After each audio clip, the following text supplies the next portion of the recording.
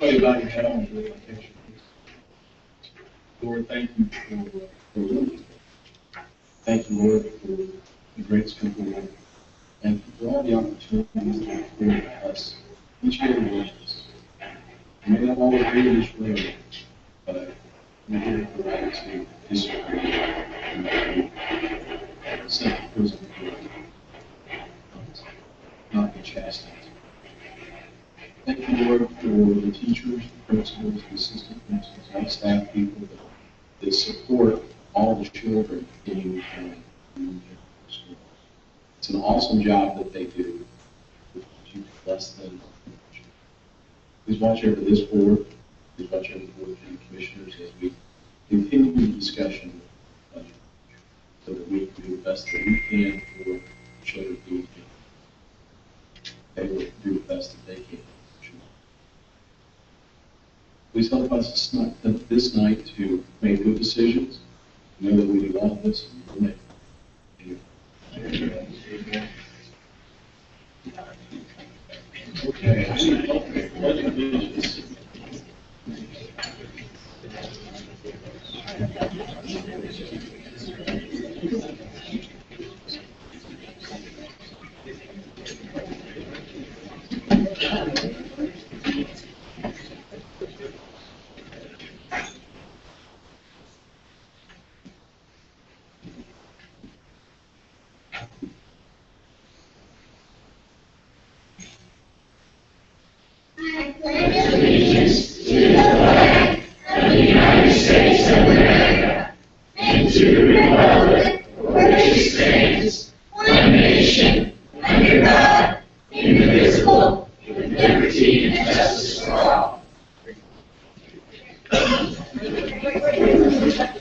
I got prizes.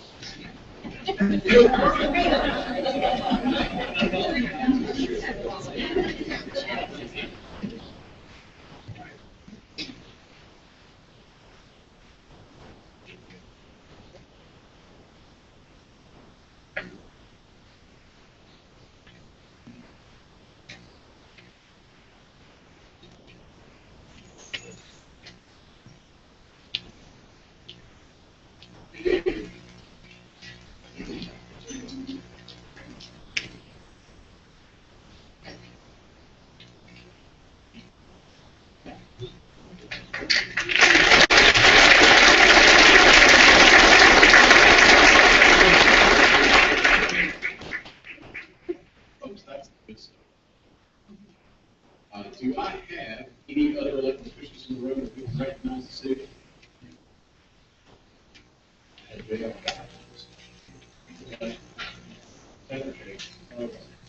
My name is J.L. Rowland, I'm the Superior Court of Union County. I'm going to swear in Reverend Vincent, and it's an honor to be with them. All right, so if we don't have any other elected officials, we'll move on to swearing in of Reverend Jimmy Vincent. We're taking over district. Very excited. All right, Reverend Vincent, you got some folks here that want to stand out here with you and hold the Bible? Yes. You need to swear once you can, with the point. All right, so name. Yes, sir.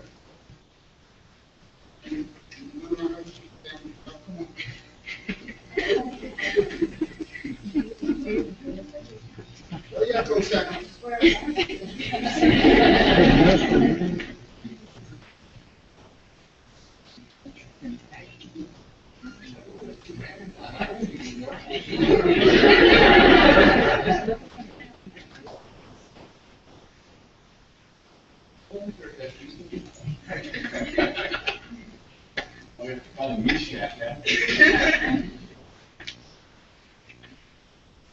Reverend Richard, congratulations on your appointment to the Union County Board of Education. Pretty good stuff, y'all. You're really great. Been involved with the schools for years.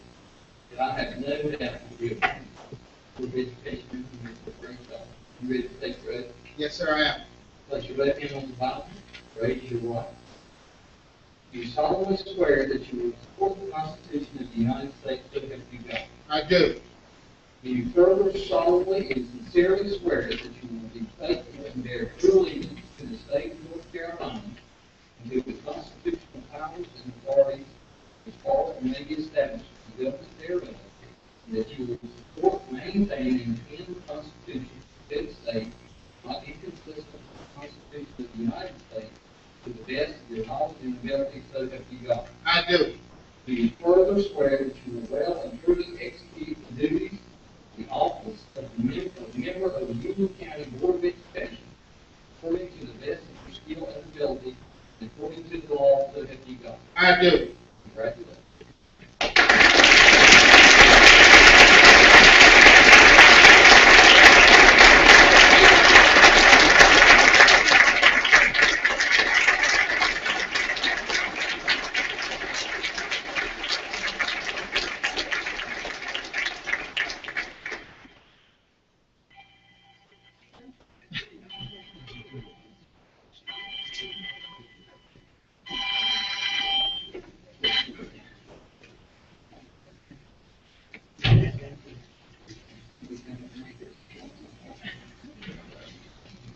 It's not done to the paperwork.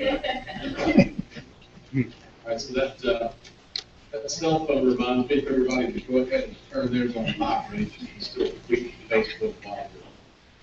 So.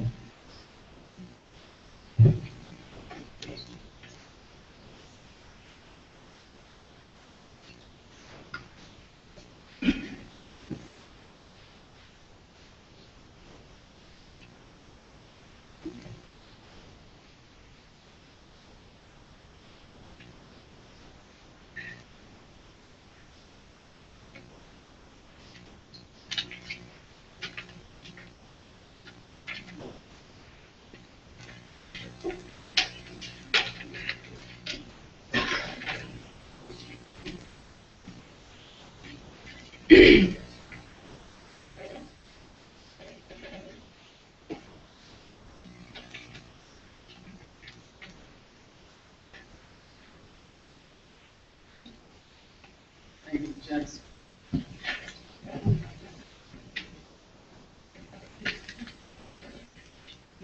Okay,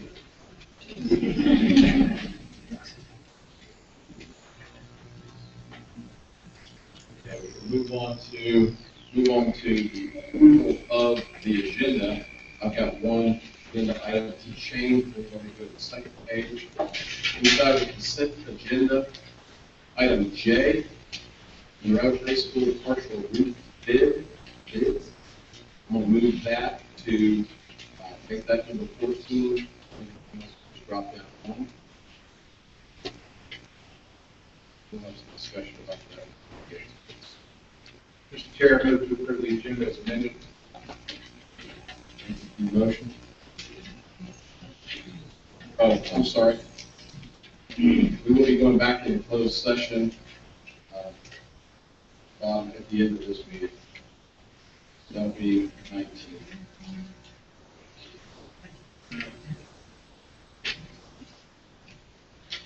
right, so it's going to be 17, 18, and we'll go with your.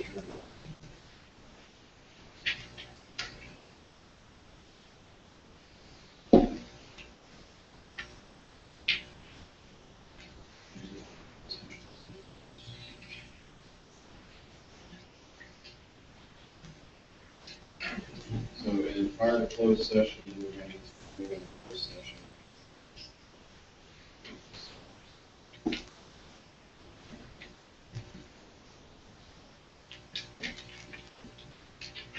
All right, so whatever numbers are. Mr. Chair, I affirm my earlier motion to move, approve the agenda as amended.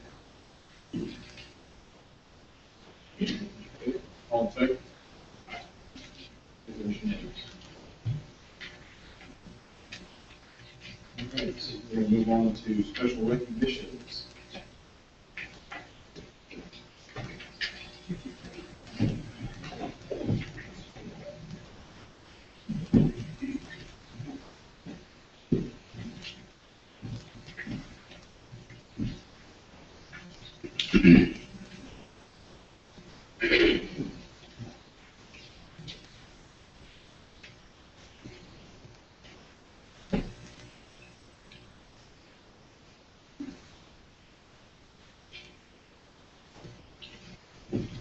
Good evening, ladies and gentlemen. We have a number of individuals who would like to recognize tonight. When I call your name, please come forward and allow the school board member to congratulate you on your outstanding accomplishments. 7th and 8th grade students at Parkwood Middle School have once again proven their academic excellence by taking top honors in the nation in the National Science and National Social Studies competitions. The 7th and 8th grade science team ranked second in the nation with a combined team score of 422. Science team members are Adam Rory, Chris Kabakis, Ryan Hunt, Ryan Harms, Grace Martin, CJ Jeffcoat, Sydney Crawford Esch, Amy Kidder, Russell Tanner, Jacob Fonts. Sponsors are Mr. Jordan Marmara, Ms. Susan Marshall, and Ms. Crystal Navy. Let's congratulate these students.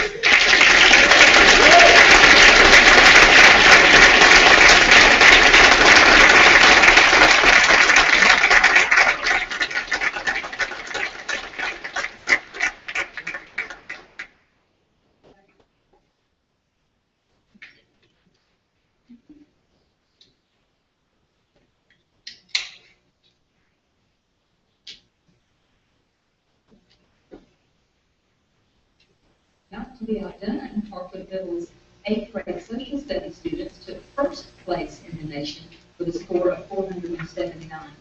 Two of the students, Clifton Daugherty and Madison Kelly, were also recognized as being the top scorers in the United States.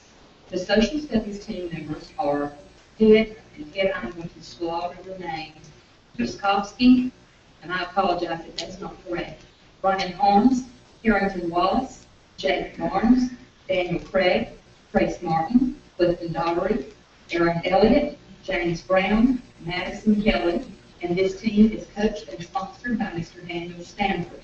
Let's give them a round of applause.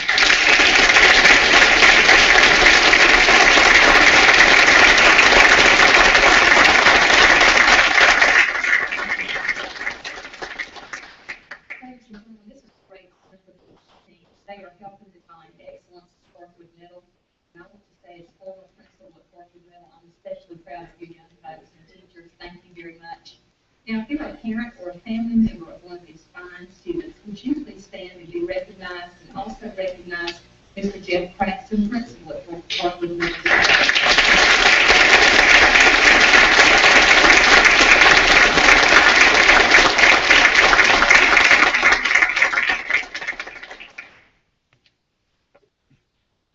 We're also honored to recognize a number of athletes tonight who have gone on to become state champions. You make us all very proud. It takes time and dedication to play a sport, and to perform that sport better than anyone else in the state is quite an accomplishment. First, we have Central Academy of Technology and Arts' Elijah Inua, who is the North Carolina High School Athletics Association's 2A state champion in the men's 800-meter run. His coach is Phil Miller.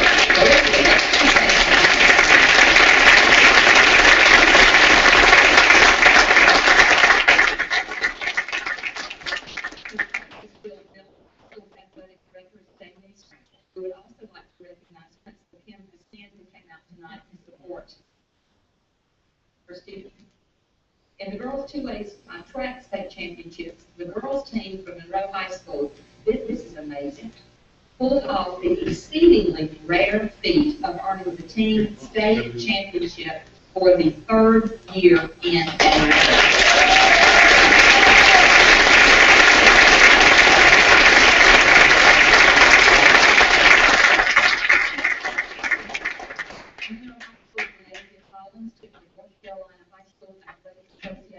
State championship and the women's 100-meter dash. the 200-meter dash, and the 400-meter dash in the 2A classification. That deserves another round of applause.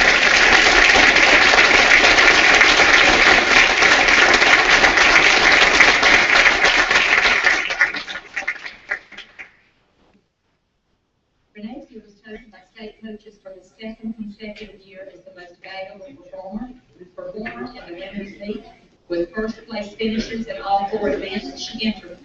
She finishes her career as a 17-time state champion. Yes.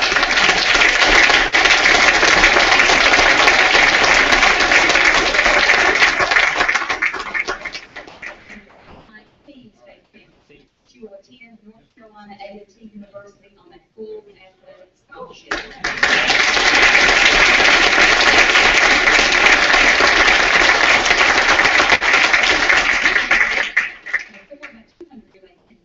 Akira Haley, Julie Crowder, Simone Winning, and Renee Collins set a new state record and completed a 4-year sweep of this event. They now hold the 1A state record and the 2A state record. They will be competing at nationals on June 14th. Crowder will attend Western Carolina on a track scholarship, and Simone will attend UC Pembroke on a track scholarship. The 2A state outdoor track and field champions from Monroe High are Renee Collins, Julie Crowder, Akira Haley, Veronia Houston, Simone Winning, Daisy Thunderbird, Daisy McClendon, Maria Roddy, Miranda Webb, and Sophia Gainey. Their coach is Nicole Jackson, and the school's athletic director is Tim Niemeyer, who would also like to recognize, I think John Sowell's up here shaking hands too. Mr. Sowell, in addition to Monroe High School Principal Brad Breedlove, who supported the students tonight.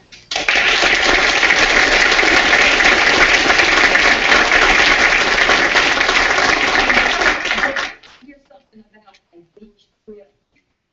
With your coach. I think no, it was done within holiday. It was clear.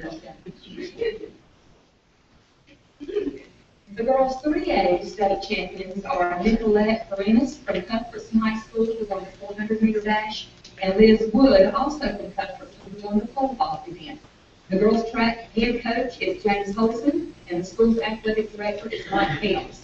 We would also like to recognize Cuthbertson's principal, Kim Moore, who came out tonight to support her students. Congratulations, Nicolette and Liz.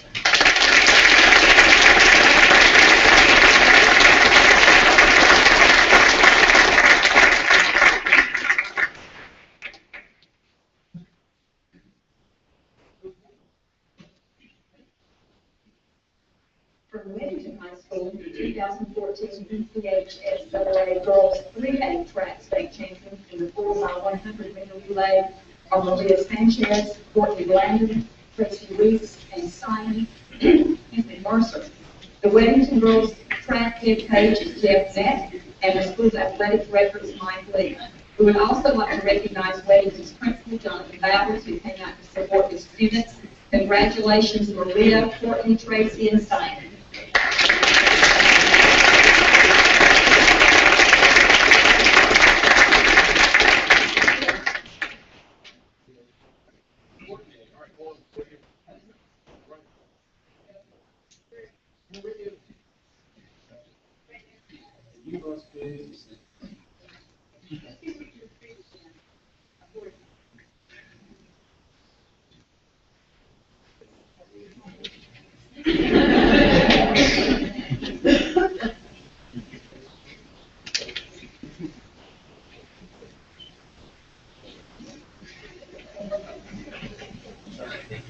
In the boys' 3A track state championships, we have the winner, Ty Ray Robbins from Piedmont High School in the 400-meter dash.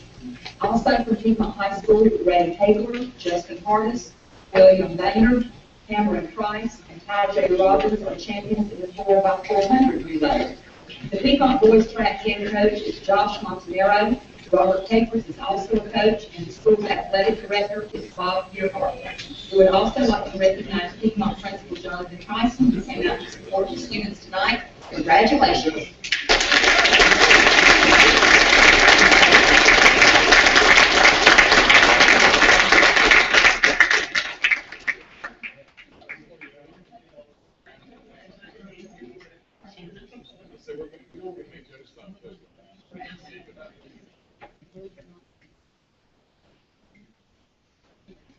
For Marvin Ridge High School, we have Christopher Garrett, who won state championship in high jump, and Jonathan Marino, who won state championship in the long jump.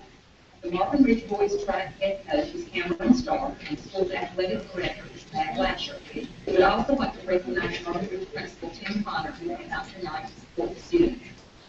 Congratulations to every single one of these fine athletes. If you're a parent of one of these young folks, would you please stand so we can recognize and support you have played, the position you played in your child's life, and we're all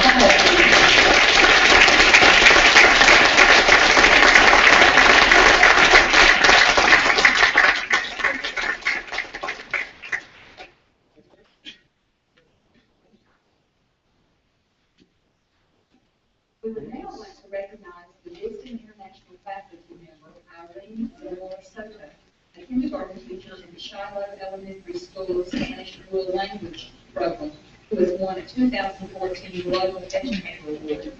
The award is presented by the BIS International Education, which announced that Ms. Delora Soto was honored as one of the top international education teachers in the state. She was recognized with the Global Educator Award based on her submission of a comprehensive global lesson plan illustrated for dedication to using creative resources and approaches to promoting global awareness among her students. She said that she loves to create songs and poems for lessons and that she uses this with her students, as she always tries to add original pieces to her lessons. As an award winner, Ms. Delora Soto will receive a travel voucher to support her continued cultural learning. A native of Spain, she has been a teacher for 7 years, and this is her first year at Shiloh. Here to support Ms. Delora is her husband, Pablo Heredias, principal, Stock Central. Congratulations.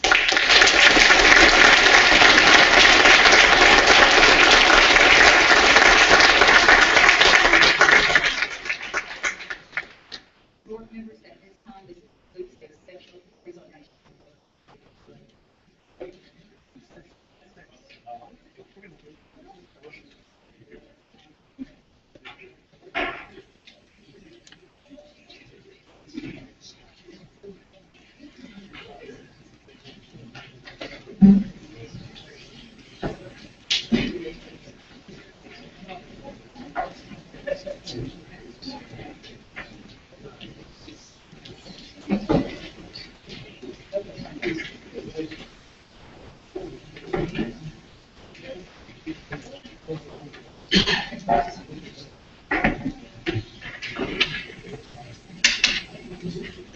Okay, we're going to move on to item 7 on our agenda, folks, which is public comments. 30 minutes has been allotted for public comments. Community members wishing to speak during public comments should state their name, address, and phone number prior to making their comments. The board will not hear an open session complaints about the performance of school personnel issues, and confidential student issues. Individuals may address the board for a maximum of 3 minutes. Any person who is representing the group may address the board for a maximum of 5 minutes. Should a community member wish to seek information or share items that may not be shared during public comments, our deputy superintendents are available to address your concerns or provide information. Our deputy superintendents will stand as I introduce them, please. Dr. David Clark, deputy superintendent of human resources. Dr. Mike Webb, deputy superintendent of instructional technology and operations. Thank you, Joe. Moving on to our first person, Jill Raul. How do you say your last name, Jill? Raul. Right. So Jill's not here. She called in to set up. Greg Haslett. Hey, Greg.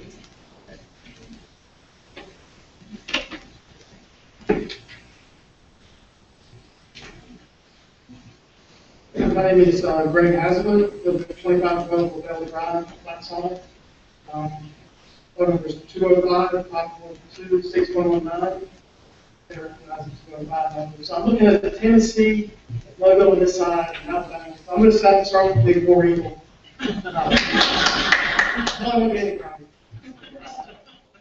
This is my family. My wife is also here today. They're not happy about being up here with us, so they're going to smile on the conversation. We wanted to talk tonight about school assignment guidelines, and one specifically, that we have scratching our heads about is redistricting guideline number 4, which our friends in Millbridge use so effectively to stay together in the Constitution district. And that redistricting guideline says it's the board's intent to avoid dividing communities whenever school attendance lines are redrawn. All reasonable efforts are explored to keep communities intact when drawing attendance lines. So that's not bad, and that's great for Millbridge. Use that and was able to get put back together and made whole. But in effect, because there's no sibling policy or guideline, the board is saying that neighborhoods can stay together, and that homes that are miles apart can stay together, but family members can't. They can share the same last name, live in the same house, sleep in the same bedroom, and be sent to different schools. During the redistricting process, I sent emails, I talked to a few of you about this, when grandfathering was brought up, and siblings, including siblings, that's redistricting emotions and complications. Things kind of took over. I think it just got lost, or not paid attention to, or just wasn't as important as other issues, which is fine. I understand that. At one point, Dr. Ellis stated, well, it's just too hard to draft these siblings on. I get that as well. It is. Put it on the parents, that's fine. One Board of Education member told me after the public hearing in Parkwood that parents could file a transfer request under the transportation hardship. One sibling, as in our case, provided transportation for the others. Well, imagine our surprise when we found out there's nothing in policy regarding transportation hardships, nothing regarding financial hardships, nothing at all addressing siblings at all. So there's really no avenue or no vehicle to keep families together in schools. Many years ago, just a quick story about us, my wife and I decided that we're going to forego some financial things, make some sacrifices for the best of our kids. And we've done that, and we have great kids and a great family, and we're very thankful to be blessed in that way. As a result, my wife took a job with less hours, and we knew that as high school approached, financially, we would be able to start saving for college at that time. Well, now, that may not be possible because our kids will be broken up into separate schools. Without having our son to help with transportation, we just can't do it. And have our youngest daughter and Catherine be able to participate in preschool tutoring, after-school activities, beta club, etc. So that's our story. But who's to judge our story versus someone else? Who's to decide whether our story has more merit than someone else's college transfer request? And how does it align with board policy and be fair and equitable? So I've also heard from someone in the administration that, well, you can just send all your kids to the new school. But really, how does that align? You guys are the ones that said this is a tough transition, high school years, we want all the kids to stay with their caregivers. And we believe that is the right thing to do. So that brings me to this. It's not unique or unheard of for BOE policy to include sibling provisions. Many counties do it in North Carolina, or they just allow additional flexibility in their transfer request process. In Cabarrus County, they use language around family economic hardships. In Milford County, they provide sibling preference in transfer requests. All counties almost provide sibling preference when it comes to magnet schools. So there would really be standard practice with 2 requests. One, provide a sibling provision for 14-15 reassignment, allowing siblings to stay together. And 2, use the language, the permanently amended board policy that is used in Wake County, which says the transfer may be approved if the request is to align the school calendars for siblings or to place siblings in the same grade span at the same school. Now, one thing I learned through this process is that you guys can pretty much make amendments, make adjustments as you see fit, using the wisdom that you have.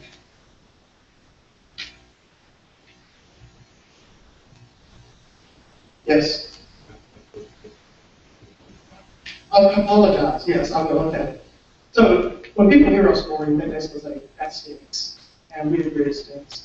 The other day, we're at church, the lesson was on the attitudes and specifically mercy. And our preacher was talking about the difference between sympathy and mercy. And the difference came down to mercy is when you take action on that sympathy. And we're asking you guys to take action. Don't just go back, families being broken up. Do something about it. Both for next year, with the reassignment plan, permanently board policy.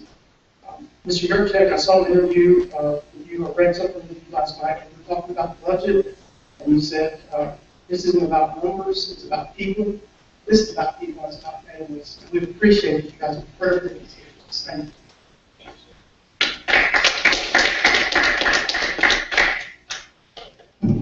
Next is Kim Hargett.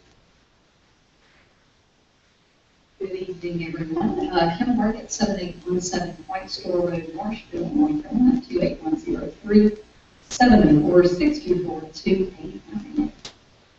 I am delighted to be here tonight. Usually I start off my speech apologizing for not being a dog one, and that means not being dog rats.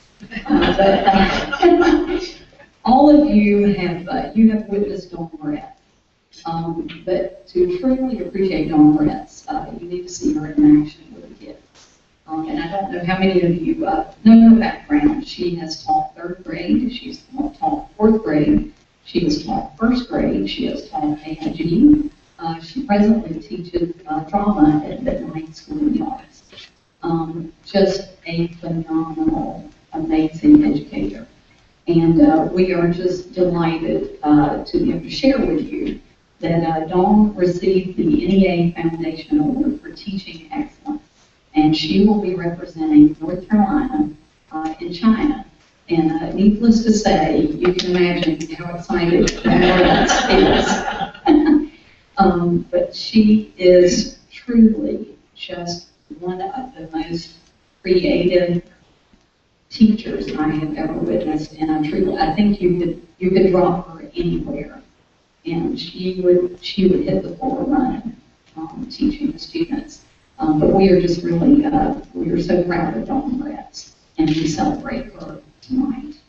I want to also thank you. If we went back a year in time, it has been a challenging year for you guys. And we want to thank you, UCA. We want to thank you for your courage in taking the lead in complex, nuanced issues. And it is certainly not ever easy to try to find sustainable answers as we move forward. And we really appreciate so much just the courage that each one of you has shown and that the central office has shown. And one thing I think, even though it has been very emotional, it has shown that the citizens of Union County, they love public education and they believe in public education. And I think that really is a bright spot that has come out of this, is that it truly public education is the foundation. And when where we have strong public schools, it makes our community stronger. And if we look forward to working with you in carrying that message forward, that public education is not just for this community, but for every community in this state. Thank you.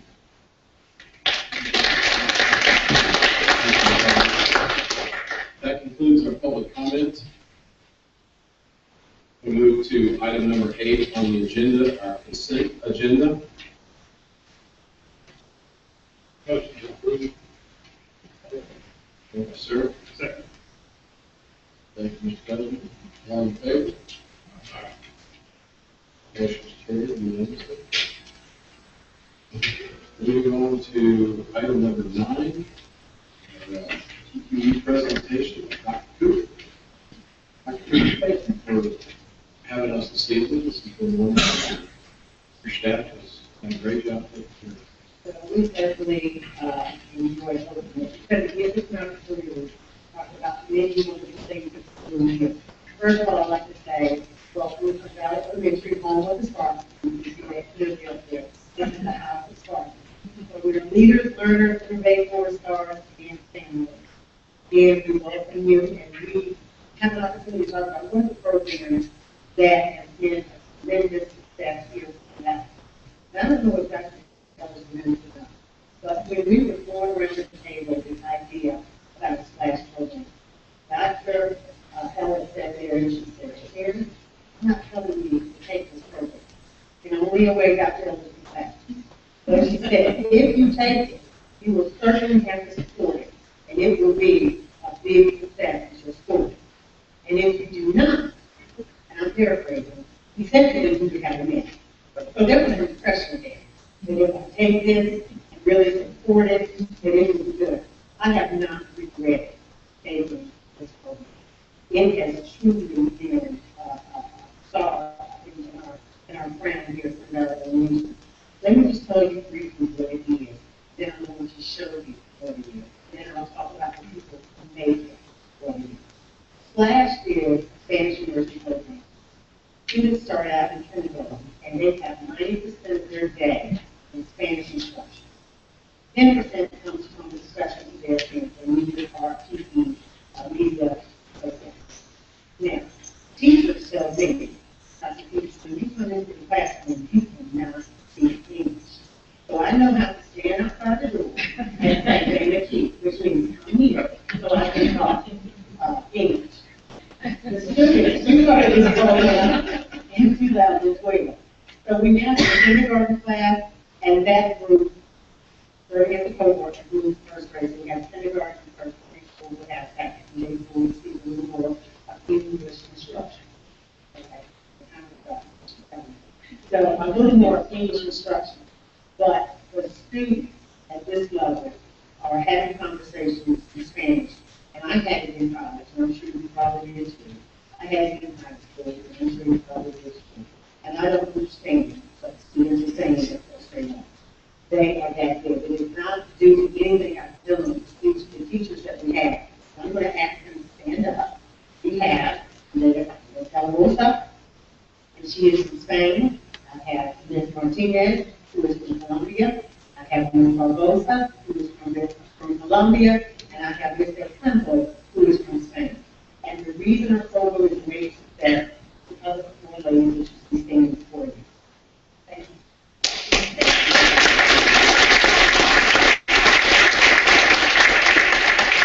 Another reason they're telling me that I should stand up and talk is that they created this video to tell you a little bit about what Splash is. So we're going to.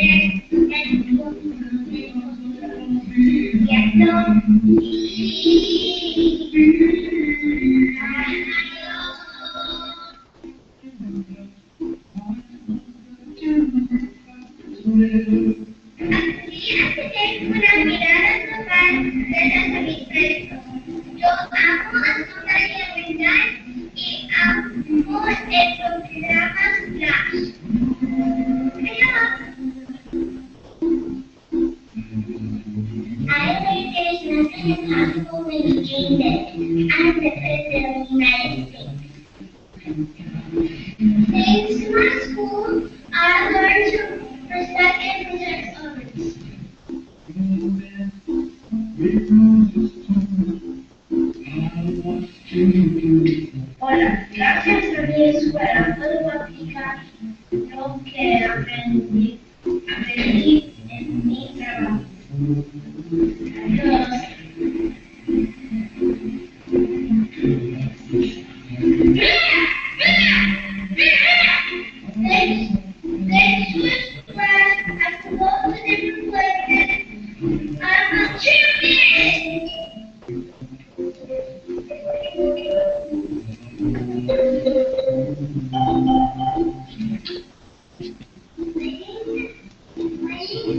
Hola,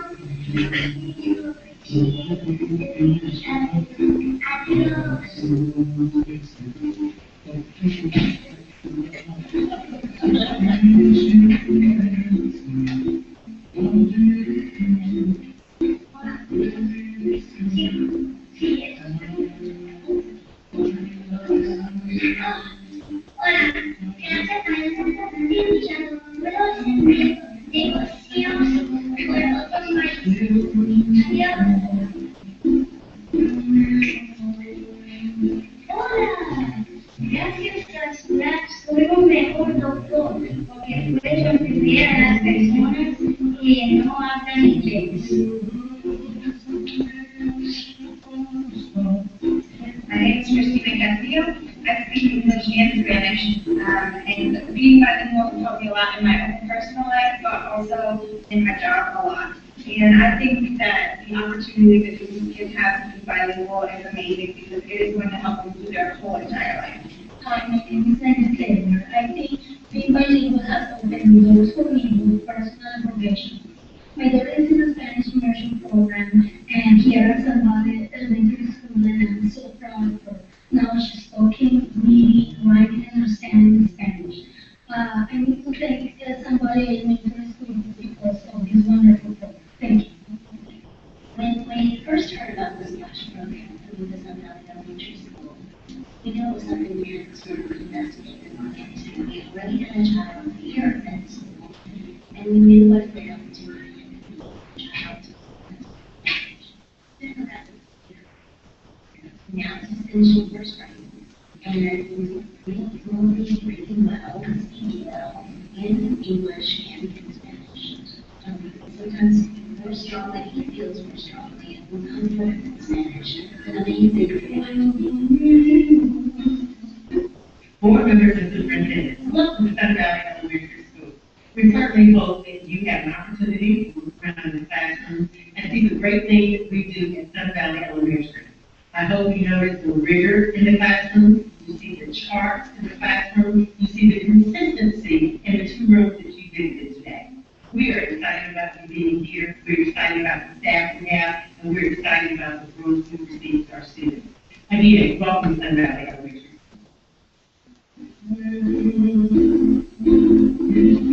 Gracias, Dr. Mary Ellis, Mr. Kevin Sealer, Mr. Richard Churchill, Mr. Rick Pig, Mr. John Collins, Dr. Shelton Jones, Dr. David Clark, Dr. Jones Jones, Dr. Mike Webb, Mrs. Leslie Savage, Mr. Michael Goldsmith, Mrs. Christina Helms, Mrs. Sherry Hawkins, in honor of Mr. John Carter.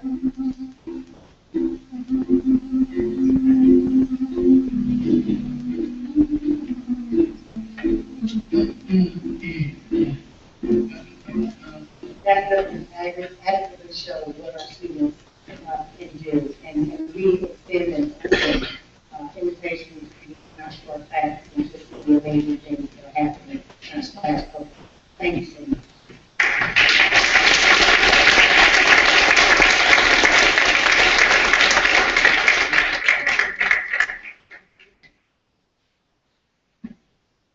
Thank you very much.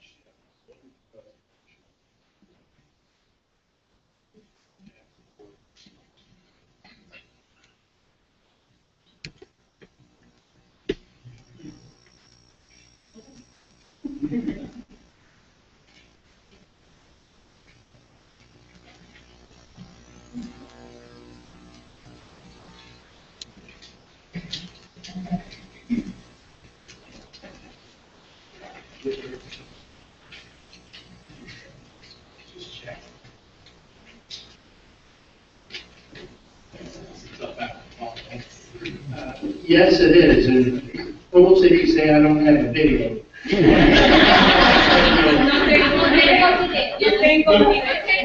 No tengo. Okay.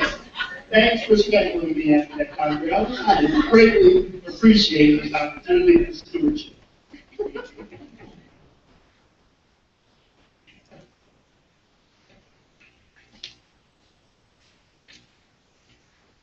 Good evening, board members, Dr. Ellis. I bring to you this evening for your approval, the Title I and Title III applications for Union County Public Schools.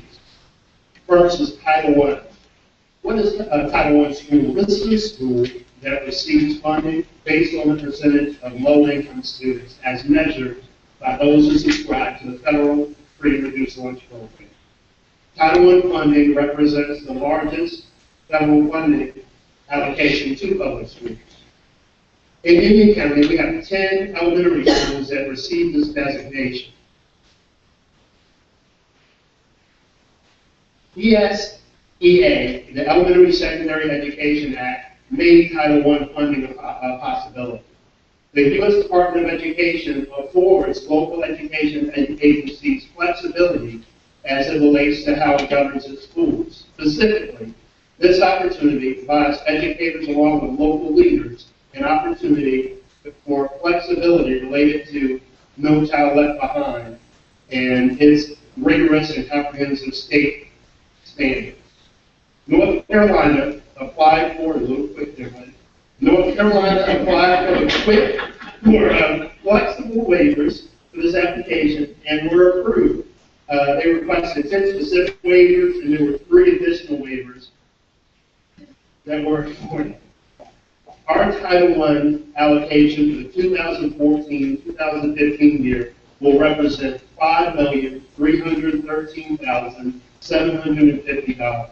This represents an increase of $608,876 over our 2013-14 allocation. Title I funding is again based on the most recent census. There are required set-asides as it relates to our application. One of them is district administration. We have an opportunity to reserve up to 12% for administrative activities, including indirect costs. Parental engagement is another area for set-asides. This requires that 1% of our total allocation be allotted for parental engagement activities. And the last is pre-K opportunities. In Union County, this represents funding for 9 pre-K programs at our 10 Title I schools.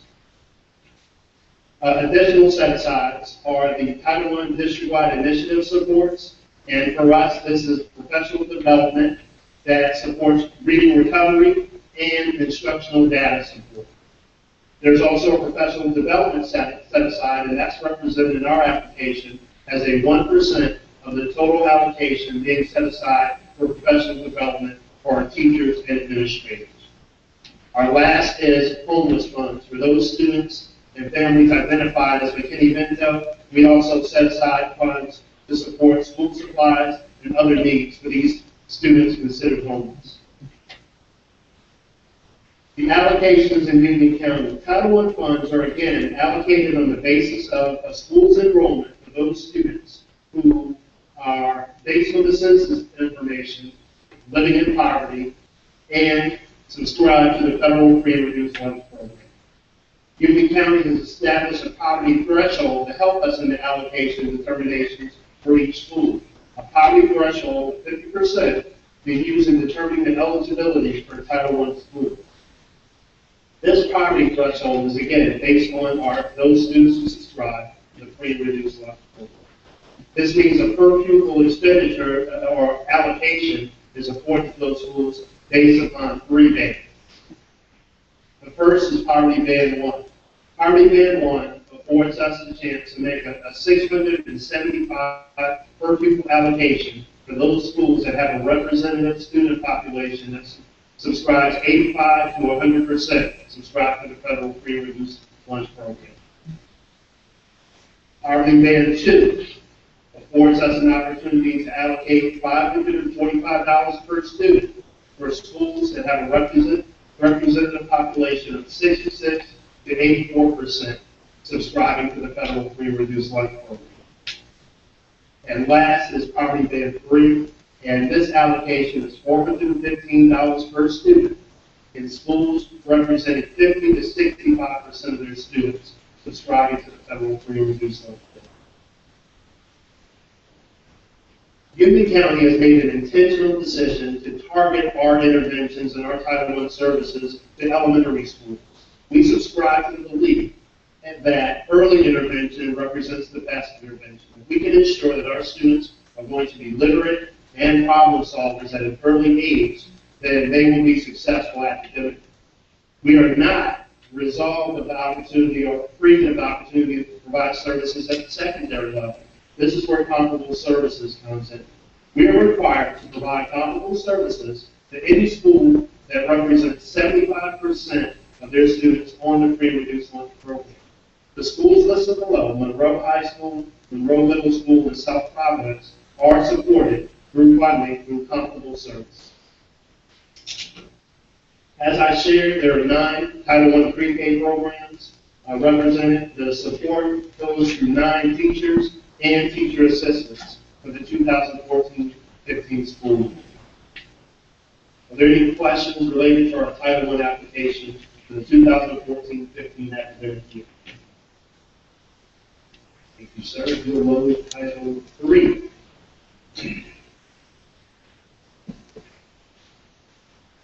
The video would have been really nice right now. Yeah.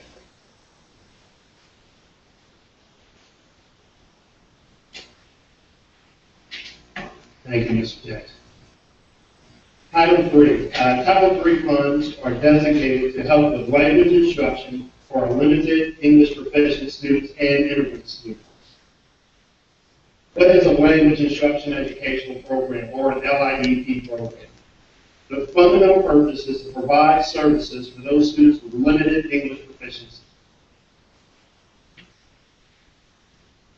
The programs supported through Union County Public Schools are content-based ESL services, English as a second language, and sheltered instructional observation protocol.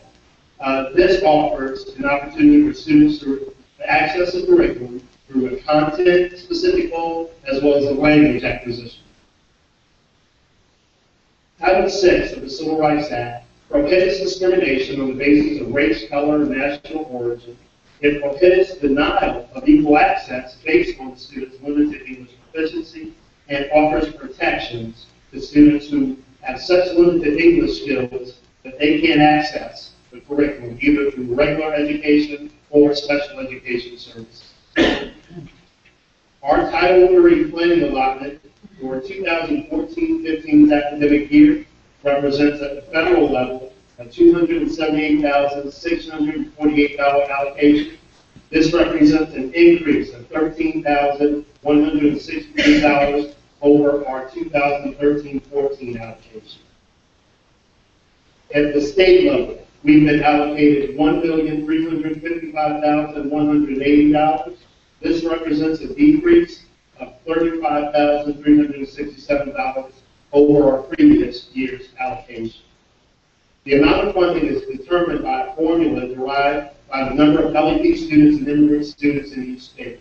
This number is determined by using information, again, from the most recent census, as well as utilizing state-issued surveys. The grant is divided into sub-grants, which are then made available to LEAs.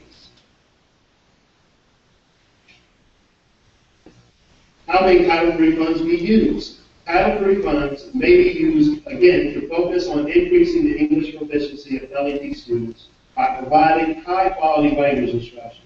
These programs must be research-based, as well as have a component that offers professional development for our teachers, principals, and administrators. Title III, Section 3115G, specifically precludes supplanting.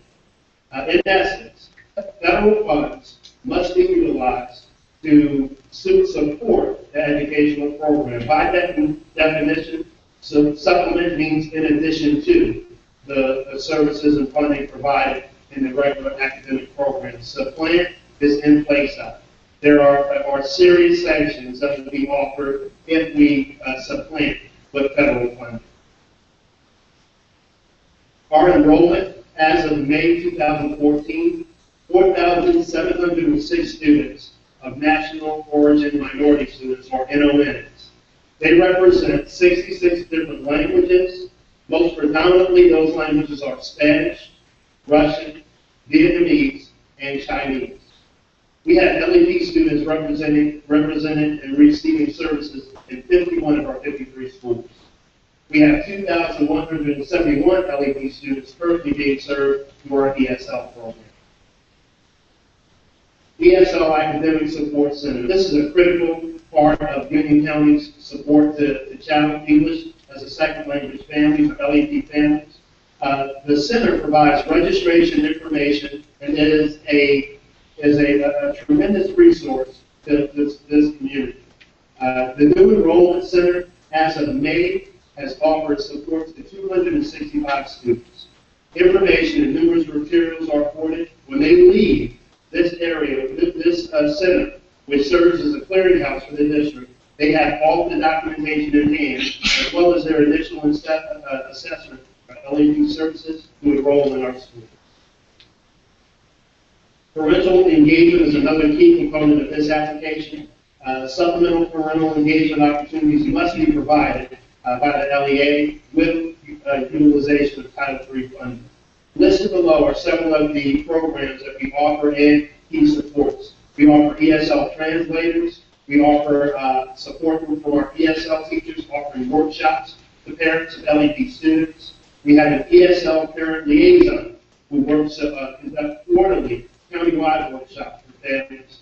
As well, the materials are always available for parents to check out at our ESL center. The annual Title III surveys are an opportunity for parents to offer input, and our Latino outreach coordinator is also a key resource to LEP families through programs and trainings. Are there any questions related to our Title III application?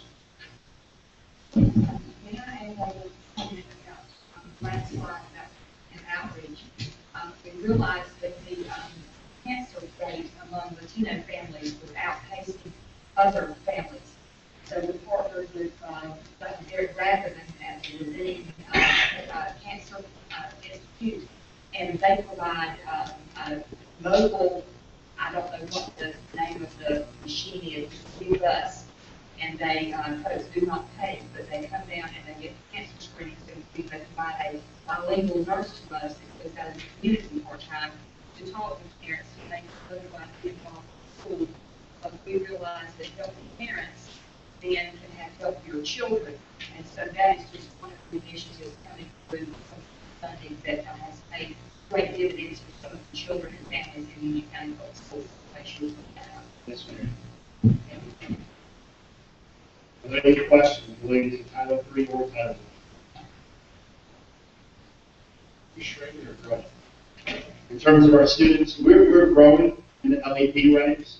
By mid-year, we had already accessed or received the volume that we had in 2013-14, 2012-13. We'd already served new applicants by the mid-year this year, so we are growing that week. From your charts, I'm assuming that we received $35,000 less from the state this year. That's correct, at a state level. Even though we're growing. Correct. And that cannot be supplanted by federal funds, the $13,000 we increased the federal. That is correct. So it has to come out of local, or the state has to. If you're going to continue to train social services. A lot of what we do in this college is through some local money, really local social, that provides some money that is for at-risk youth, and these children qualify to have this for educational success. So there are a couple of places that the money is restricted for at-risk or for children living in poverty. So that's what we utilize. We do not supplant. That's a citizen program, so it's not considered. Right, we do not supplant. My other question is, if this is based on the latest census, and if the latest census data is B2B, then formula have to be reworked for us to get less money, or am I missing something? Well, what I don't think is represented is that, as you're aware, the census data is a static number. We are rebounding from what has been an economic downturn, and now we're starting to see the results of, particularly in Union County, the the violence of our economy starting to return, and we're seeing the return. So that wasn't taken into account with those static numbers.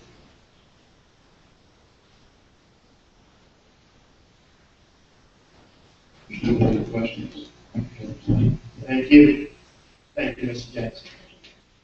We move on to item number 12, strategic planning. Dr. Ellis.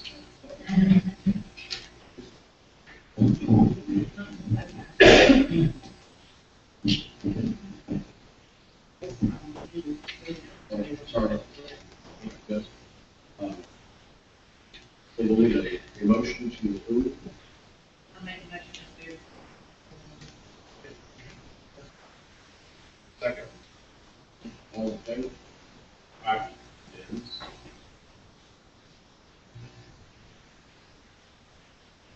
Right, now moving on to item 12, for approval. We're requiring every 3 years to update our strategic plan and an LEA's plan, a local education agency plan, is supposed to mirror the state board of education plan. The state board of education this year updated their plan. So we started this in January, I believe, in January, and the state board redid their plan in February or March. So we went back and looked at it again to make sure that we had mirrored the state's plan, and I'll turn it over to Dr. Carl. On Friday, I sent you the draft, the strategic plan. We've got it up here. We're not going to go through each of it bullet by bullet, but we did start this in January and worked in February. The strategic plan, the priorities were broken out into with our cabinet members of our cabinet staff who had involved board members in the committee, teachers, principals, students, putting together this presentation, and parents and assistant principals too. And we took this to the strategic planning technology committee in the springtime, and we brought it back to them today. The strategic priorities include high achieving, globally competitive students, quality teachers, administrators, staff providing innovative leadership in 21st century schools. Third one is safe, orderly, caring in the school, producing healthy and responsible students. The fourth one is 21st century systems operating effectively and efficiently. The fifth one is leadership with will guide innovation, collaboration with family, business, and community members. So with each strategic priority, you have a goal, you have objectives, key strategies, you have benchmarks that help guide you over the next 4 years. And then the last part of the strategic plan are the core values that are rooted in Malcolm Baldrige. They've been core values of this board for a number of years. And so this weekend was sent to you on Friday, and it went to strategic planning and technology committee today, this afternoon. Mr. Chair, this comes from strategic planning and technology unanimously. Does not need a second. Are there any questions? All in favor?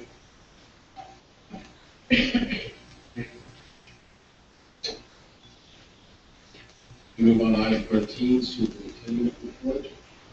Good evening, ladies and gentlemen. To begin, I would like to announce a couple of settlements. Now, announce this publicly.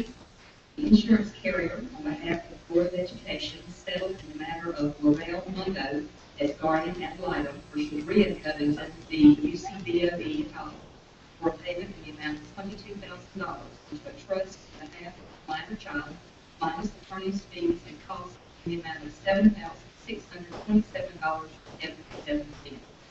Number two, the insurance carrier, on behalf of the Board of Education, settled the matter of Daniel Brent Halpert by his general guardians versus the UCBOE for payment in the amount of $25,000 into a trust for the child, minus attorney's fees and costs in the amount of $10,000. In both cases, there was a complete release, and while the BOE strongly denied any wrongdoing, the settlement was made by the insurance carrier to avoid the costs of litigation. This past month has been a very busy month with the staff, beginning with multiple meetings with Novant Medical, Mr. Roland Vivo, who is the president of Novant Matthews. We are in the process process. We have begun planning, and next year is going to be the preparation year for multiple academies in our high schools that are going to use Project Lead the Way curriculum. Now that is curriculum that's heavy on science, technology, engineering, and math, and it's going to be in the field of health and health studies and health management. We have a medical academy at CATA that has a waiting list yearly of about 200 students. We're going to take those 4 same classes and put those in multiple high schools, and we're also going to have it a strand if children are interested in maybe nursing, and now a CNA, a Certified Nursing Assistant, is the first step in a BSN, a Bachelor of Science in Nursing. We'll work towards that. We're also looking at sports management. We're looking at athletic training. But the coursework, as I understand it, a child could go into any medical field and is getting their toes wet, dipping their feet in the water of medical field for possible jobs and for possible college exploration. So we're very pleased to announce this is a further continuation of our partnership with Avant Health Services. And we're looking at possibly 3 high schools. We don't want to name those yet. We're still in the deciphering stages of that. But we'll look for that. Also, we had another superintendent's regional meeting, and the news just keeps getting worse and worse with regard to budget and different things. I'll talk about that in a moment. I was privileged to attend Weddington Elementary's drama club's presentation of Willy Wonka. And I would say, Ms. Hodges, we have a budding superstar at your house. I don't believe she's ever met a stranger. And she, ta-da! It was fabulous. It was fabulous. In addition, Union County Public Schools held our annual School Resource Officer Banquet, and Officer Monty Holt at Monroe Middle School was named Officer of the Year, and we're very proud of her. She started a Red Cross group at Monroe Middle School, and those children have done tremendous things. And in addition to being a school resource officer, she has become very approachable to children and very much an integral part of the school. That's off of her.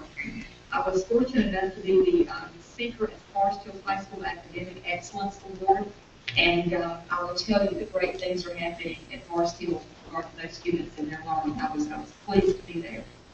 Union County participated in the Special Olympics. Now, the elementary day was rained out. I hate that.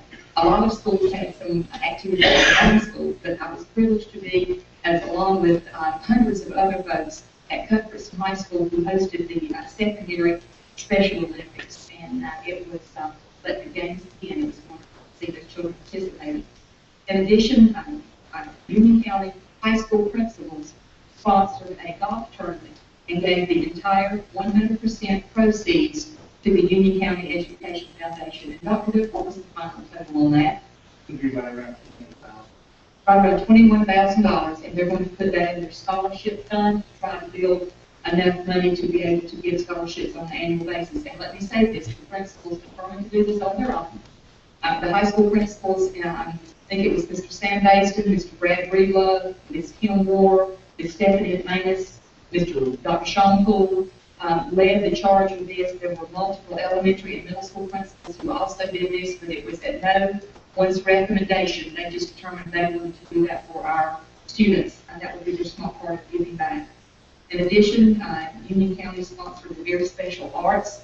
Mr. Frank Meyer picked up the torch from Ms. Tracy Price and Ms. Susan Helms at Piedmont. That started about 20 plus years ago. Mr. Meyer is the art teacher at Parkwood High School.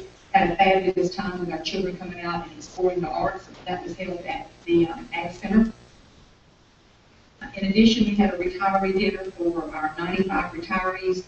Combined, there were 1,912 years of service to Union County Public Schools. Wow. Wow. We also held an Unspoken Hero Award within the system, and this is held in Dr. Webb's division, and it's for folks who may not ever win a huge prize, but by their very showing up and their work ethic, they are an unsung hero in Union County Public Schools. And we honored, I believe, 9 individuals with that award.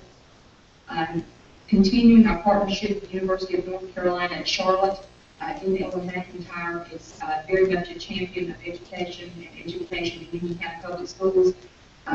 It is now in the House's budget for grant money for Union County Public Schools to proceed with a pilot for children in urban settings, in poverty areas, for them to, for the teachers to receive a master's degree that is based on project-based learning, not necessarily Common Core, project-based learning that infuses with technology. And the difference in this master's degree is that university comes into the teacher's classroom and watches the teachers working with the children. And we're seeking funding for between 10 and 20 teachers to receive master's degrees. And if this works in Union County, it can work in any education agency or in any county in North Carolina. Mr. Craig Horn, and let me thank him publicly for championing this. I have written what appeared to me to be another doctoral statistics research paper to give him the information that my hat is off to Mr. Horn for helping assisting Union County with this. I hope it goes well. In addition, the University of North Carolina in Charlotte was in Union County filming a promotional video for the university, so Union County Public Schools will be prominently mentioned in one of their promos. Governor McCrory was here at Sun Valley Elementary yesterday, meeting with our students. He and First Lady Ann McCrory donated 100 books to Sun Valley Elementary, who is, now let me get this right, Dr. Cooper, second in the world with minutes read during the summer at over 2.5 million. It's more than that, but I told Dr. Cooper, I said, well, if you're second, that means you're first loser, according to Mr. Breedlove. So we challenged the young people to be first this summer, and they were at the top of their lungs asserting they would be number one. So if I can have some of my minutes count, I'll be glad to help you out with that. But congratulations, Sun Valley. You had quite the week with the governor here yesterday and dignitaries and the Board of Education tonight. Thank you for all of that. And what the unsaid part of this is we have to, by policy with the state board, take down all of our teaching tools in classrooms for the end of grade testing. So here comes the governor. So the teachers come in on Saturday and Sunday and recreate, just for the governor yesterday, all of the material they had taken down. So they had summer, and then they put the first of the year material back up, only to take it down again yesterday. So my hat's off to you. On a more somber note, I need to report that Mr. Karpinski and I have gone through the Senate's budget proposal, and as a precautionary measure, board members, you need to know I have frozen the hiring of teachers from state or local dollars, and I've frozen the hiring of teacher assistants. It appears through the Senate's budget that we will lose 83 teaching positions, we will lose 90 teacher assistant positions, we will lose $700,000 in transportation, we will lose $55,000 in central office. For the economy, we expected this kind of thing in the economic downturn in 2010-11. The economy is increasing. Union County's jobless rate, I believe, is at 5.3%, and 5% is full board, full employment. And we are, if this budget passes, and I am not knee-jerking because the House is working on a far different budget, and somewhere in the great abyss will land what happens. But if the Senate's budget comes to pass, we will have to lay off 90 teaching assistants, and we only have 264 and a half, I think 265. So you can see the decimation. My concern is that in a time that the General Assembly has said we will not promote kids to grade 4 unless they can read. I'm not against that. But it takes people to work with children in small groups.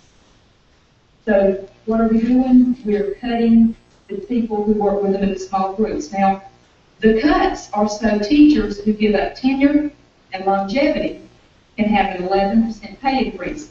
I support the pay increase for teachers. I honest to goodness do. I'm just not sure that supporting it on the backs of teacher assistants and teaching positions is the way to go. We will have to expand the class size in grades 4 through 12. No way around it. I'm announcing it to the world if this Senate budget goes through, because we must have a balanced budget. There is no option there. To that end, issued a press release yesterday concerning the impact on Union County, and we'll be at a press conference tomorrow at 11 a.m. with superintendents of the 10 largest districts to announce the collective impact. Now, 10 largest districts have about 44% of the students in North Carolina, and we're going to be highlighting that tomorrow. And finally, this is the last regular board meeting that Rob Jackson will be attending. Rob is the first of our flock, our fledglings to fly the nest. He is assuming the superintendency in Eatonton, Chowan. Now, that's the way they say it, not me. And Rob, God bless you, my son. That's all I'm going to say. You will have good days and then you won't. Okay. But I want to publicly thank Rob for what you've done for the children of Union County Public Schools as a principal at Marvin Elementary School, opening that school, as the principal at Parkwood High School, and as the founding principal at Cuthbertson High School. You have left an indelible mark, a positive mark, for children in Union County Public Schools.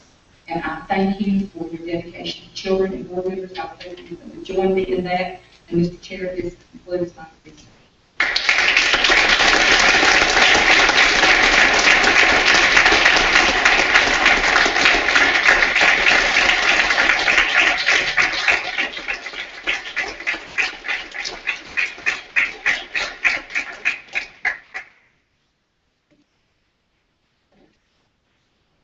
Okay, we're going to move on to the next item, which was the Road High School roofing bid that we pulled out of the consent agenda. We'll let Dr. Webb talk to this for a second. Good evening, members of the Board of Education, Dr. Ellis, Ms. Morris. At our last Facilities Committee meeting, if you recall, members, we discussed that we had two contracts that we really had to undergo the litmus test of the resolution that was attached to the $9.5 million roofing projects. One of them being Piedmont High School, the other being Monroe. Piedmont High School, we needed the Board of County Commissioners to approve the funding that was went above 10%. We'd like to thank our Board of County Commissioners. They did so on their consent agenda last night, so the Piedmont contract remained on the consent agenda. The Monroe contract fell under the 10%, was over budget by around $46,000 on a $520,000 project.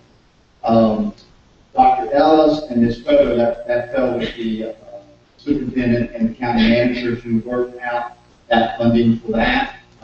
They are doing so. So in order to not stall this project, because if the shelf life on this bid ends on June 28th, if we shelf it now, waiting on the law is in the hands of the county manager at this point in time. Correct.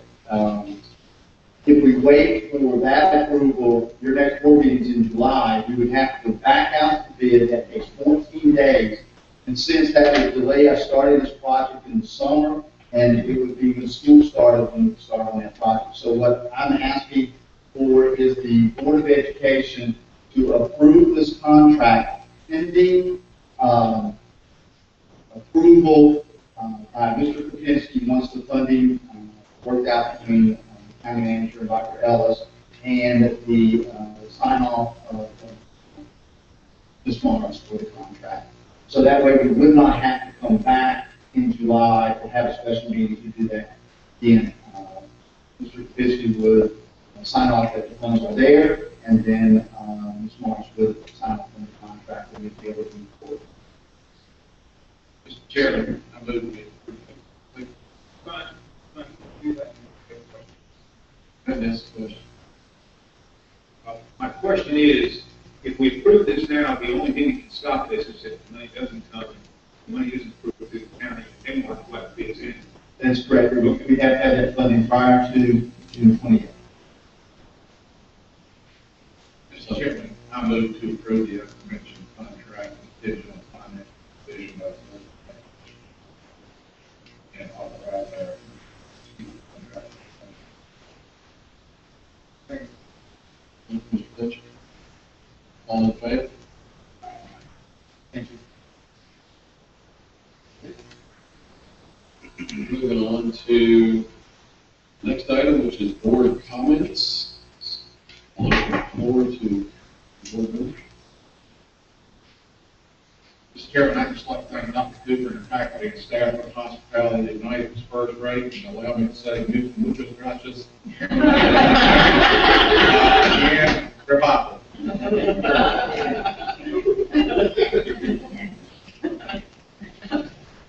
Dr. Cooper, I'd also like to extend a very heartfelt thank you for you, your staff, and the children who so warmly greeted us. They were so cute. Also, like to remind everyone that the Union County Educational Foundation 5K is Saturday. Prayers for all those students taking EOGs and all those teachers that have to administer. And on a somber note, I'd like to ask the Lord to keep these parents of the poor rich student who lost her life Sunday in their thoughts and prayers. This child was just a few short days of graduating from high school, and I can't imagine the pain that those parents are facing right now to lose their child. That's every parent's worst nightmare. And for her friends and the other students have her reached out because they're having to face such an adult crisis at a very young age. Please keep them in your thoughts. Dr. Cooper, I again would like to thank you for hosting this evening. The hospitality is fantastic. Just for me to know some of the folks you're helping in. I also want to compliment you on the splash presentation program. I sure wish I had something like that now. That would be awesome. Congratulations. I have a comment also, Dr. Cooper, thank you in every language we teach you. For these chairs tonight. I only wish the meeting went on 3 more hours. And quick heads up to Mr. Jackson, who's part of it. Personal note, thank you. I don't know how I'll find my keys.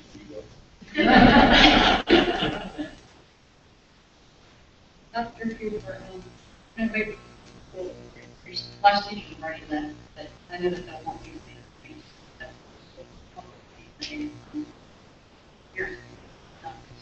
Gracias a usted y a sus profesoras para todo lo que haces para los niños de esta comunidad, porque me da tanto orgullo. That makes me so proud.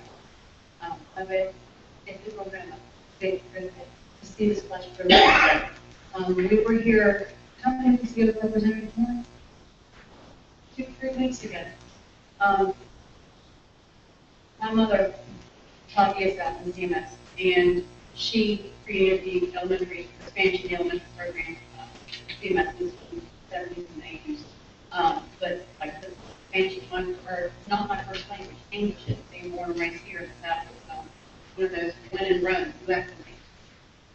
But with Representative Warren, he and I sat through both two grades, and I never, like I said, I associate myself being more Southern and Catholic than I am Hispanic. But he and I were literally reduced to tears in my heart, just to see the fluency that these children have of what should be, like I said, my native language. It was breathtaking. It was amazing. And that's, I go on and on and on about how wonderful programs you run here. So thank you so much for this BIS staff here and your teachers that aren't even in the program. The school is very, very special. So thank you very much. And congratulations to all the rising seniors or current seniors that are getting ready to rise as freshmen. They choose to go off to college or go into army services. Congratulations.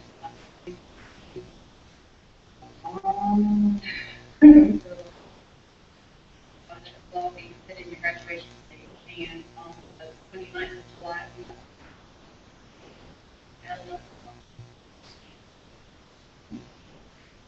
Anybody else? With your graduation schedule and make sure that you arrive, you should have communication with your principal. If not, please let Mr. Jackson know to find out what time you need to be there. And I always say it for about 40 to 45 minutes early.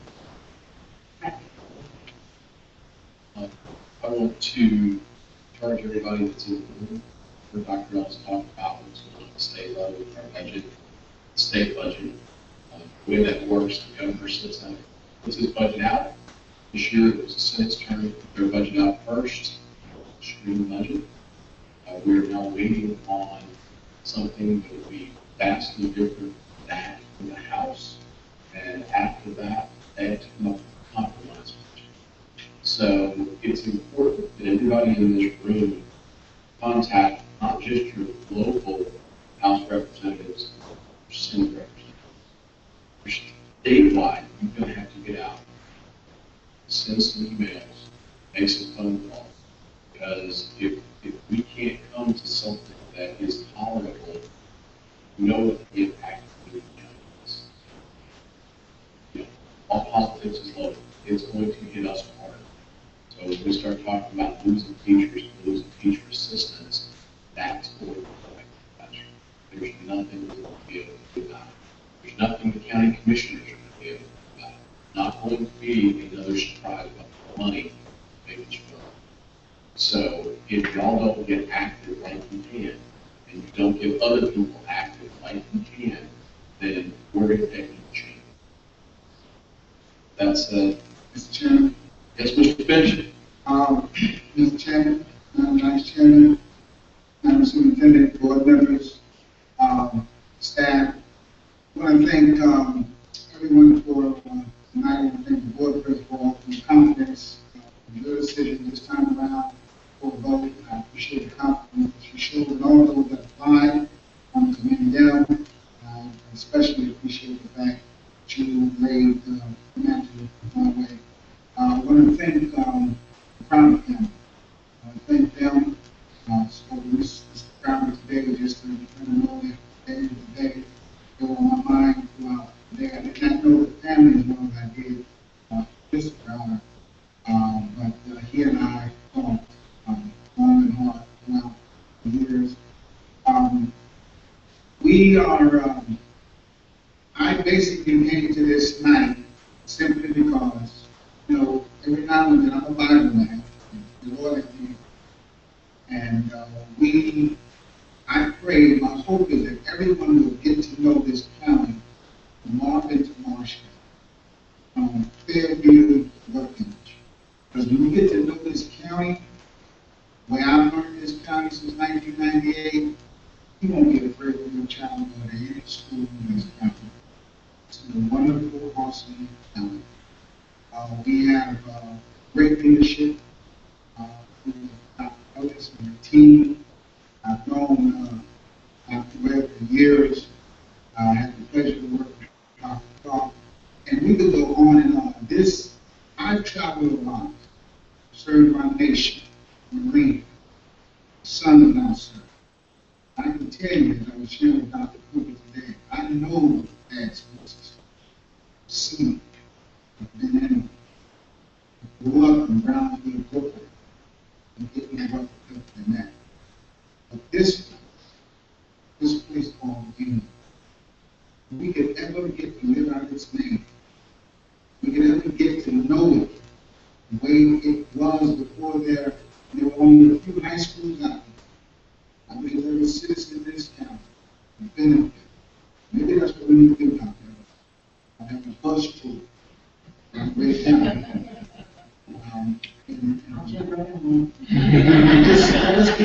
share who we are and what we are. And then we won't be afraid if my child is a warrior, my child is a maverick, my child is a cut calf, my child is a red hawk, my child is a yellow jacket, a pirate, a panther, rebel. This is just a great, great place. And of course, inspiring. And so that is my hope, that if I do anything while serving, that I can get this community to see that Union County Public Schools, school, the greatest school of the planet. And not just proud of the citizens. It's great. I hope I stay well. Thank you, Dr. Thank you, sir. If I don't have any other comments, I think we've handled announcements unless there's another announcement. Facilities, July 1, 08:30, Fort Graham Center Service here. I'll just start this one. The 6:30 suits me. Second, Sarge. All right, plus deltas. We move on to, we need to recess then, I'm going to recess our board, we'll go back to the closed session. We got, back out. Sure. Thank you very much.